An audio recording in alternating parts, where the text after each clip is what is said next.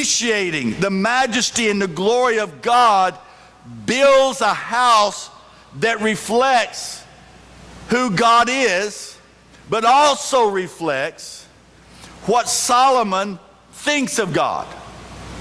Now let's chase that little rabbit for a minute before we come back.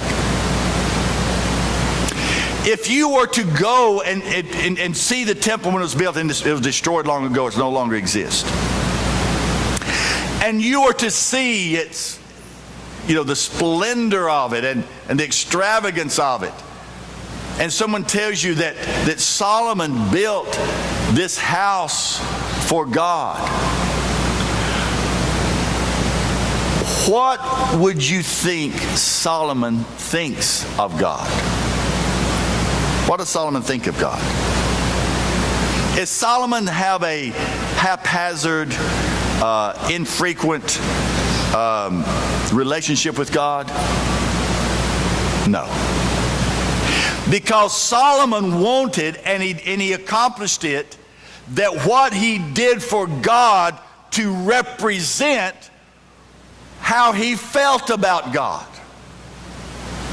And so by building God this great monument, this great temple, what would you think that Solomon thinks about God? How does that reflect upon Solomon's dedication to God?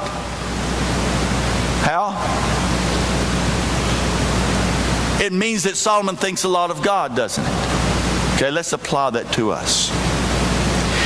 If someone were to look at and observe your commitment to God, your dedication to God, your service to God, what impression would they get of what you think about God based on how you serve God? What impression would they get? Would they think, they must really love God. They must think a lot of God because they're dedicated, committed, giving the best that they can that represents them. They must really believe in a magnificent, wonderful God because that's reflected in their commitment and service to God. Or would they say, they must not think that God is very important or very big or very awesome because their service to God is haphazard, sporadic, and very common. You see what I'm saying? You see the point? Is that what you do for God represents what you think of God, how you believe in God, what you think God is. And so if you really believe that God is important, that He's awesome, that He is magnificent, that He loves us, then your service to God should reflect that in the same way. And so Solomon built this beautiful temple because it reflected what he thought of God. Okay.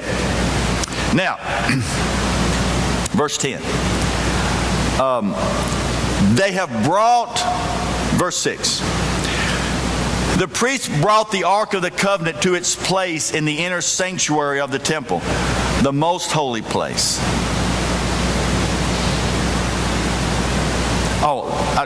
Can I go back a minute? The scripture is great. It's still in chapter 8, verse 3. Just to make the point about what Solomon thought about God, his service to God. Verse 3 of chapter 8. When the elders of Israel had arrived, the priests took up the ark. Now, they're moving the Ark of the Covenant from the tabernacle, from the tent, into the new temple that Solomon's built. So they're moving it, okay? They're moving the Ark of the Covenant. And the Ark of the Covenant represents what? The presence of God. So it's the most important thing. They brought the Ark of the Covenant in the tent of meeting and all the sacred furnishings in it. The priests and the Levites carried them up. King Solomon and the entire assembly of Israel that had gathered about him were before the ark, sacrificing so many sheep and cattle that they could not be recorded or counted. That's what it says. That Solomon saw this event is so important, so magnificent, so significant, that the way that he expressed that, too bad for the sheep and cattle, was to sacrifice so many of them. How many did he sacrifice? Couldn't be counted. What would you guess? Thousands? Tens of thousands, maybe? Wow. You get the idea of how significant Solomon takes this occasion. Okay, let's move on. The priest then brought the ark of the Lord's covenant to its place in the inner sanctuary of the temple, the most holy place. They put it beneath the wings of the cherubim. The cherubim spread their wings over the place of the ark and overshadowed the ark and its carrying poles. These poles are so long that their ends could be seen from the holy place in front of the inner sanctuary, but not from outside the holy place, for they were still there today. There was nothing in the ark except the 2 stone tablets that Moses had placed in it at Horeb, where the Lord made a covenant with the Israelites after they came out of Egypt. So what's missing from it then now? What are the 2 things missing? Manna and Aaron's staff that budded. It's no longer there. Verse 10. When the priest withdrew from the holy place, the cloud filled the temple of the Lord. What cloud? The priests could not perform their service because the cloud of the glory of the Lord filled his temple. And so this cloud that was a manifestation, a visible manifestation of the presence of God, filled that place and that temple, so the priests were not able to perform the work, representing that this is the presence of God. It's holy. It's sacred. It's not common. It's only for the priests. It's only for people that have sacrificed, only people that have prepared themselves to go into it. It's a special place. You get the idea? Now, you'll understand what it means when at the cross God said, "Enough of this. It is finished.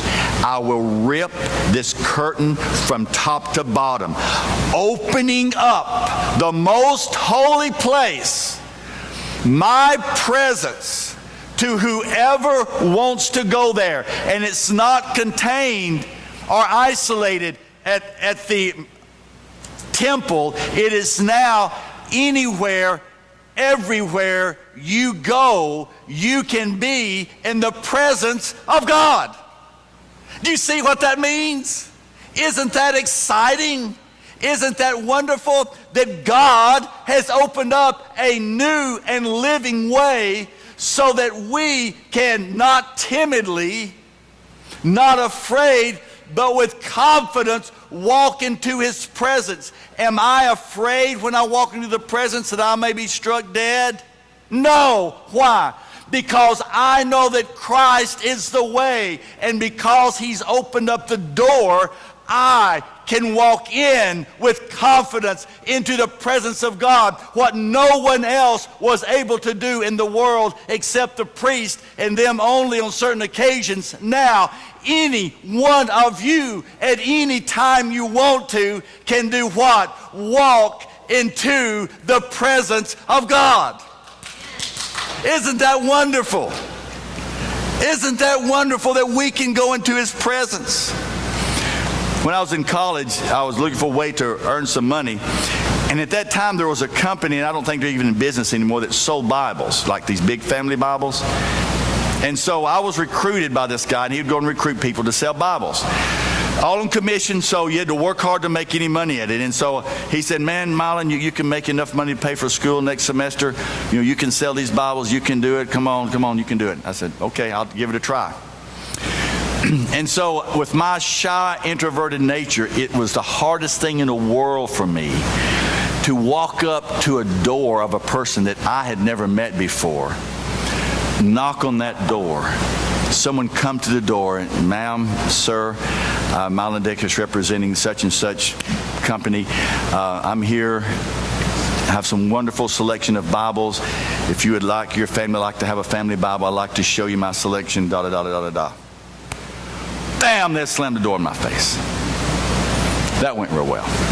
maybe I need to change my approach a little bit. And so I changed my approach, and I get the door slammed in my face again, over and over again. But pretty soon I realized I'm not cut out for this job.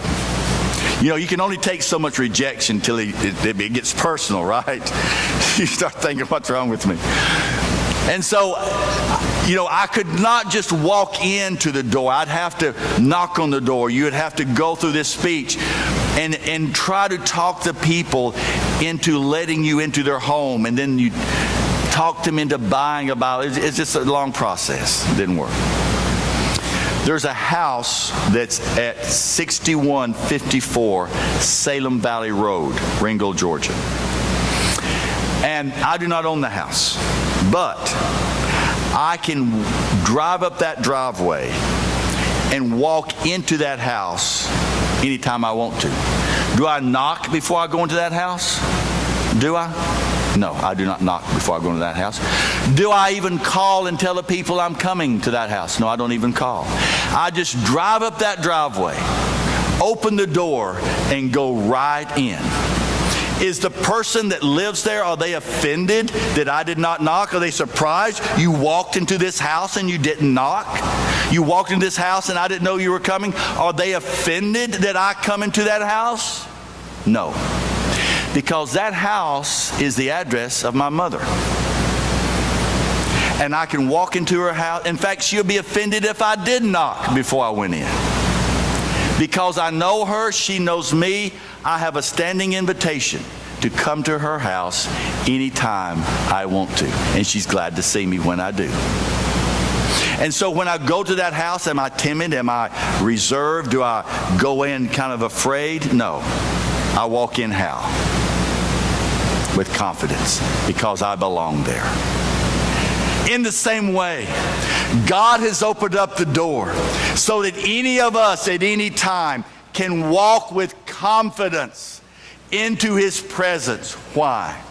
We belong there. God has invited us there. Would He have opened up the doorway if He did not want us to come? No. So we can come at any time. Let me ask you a question. Not to be answered out loud, but to be answered internally. Are you as close to God as you would like to be or need to be? Are you as close to God in your relationship with Him as you would like to be or need to be? If the answer to that question is in the negative, then my next question to you would be, why not? What is hindering you from being close to God? Has He not opened up the door for you to come into His presence? Has He not provided the way that we could walk into His presence? Has He not invited us to come into His presence? Then why don't we do that? Why don't we? Why are we not close to God since He has given us this opportunity, this privilege of coming into His presence anytime we want to through Christ, the new and living way? The Christians, the first name for Christian wasn't Christian, but it was people of the way. Because Christ said, I am the way.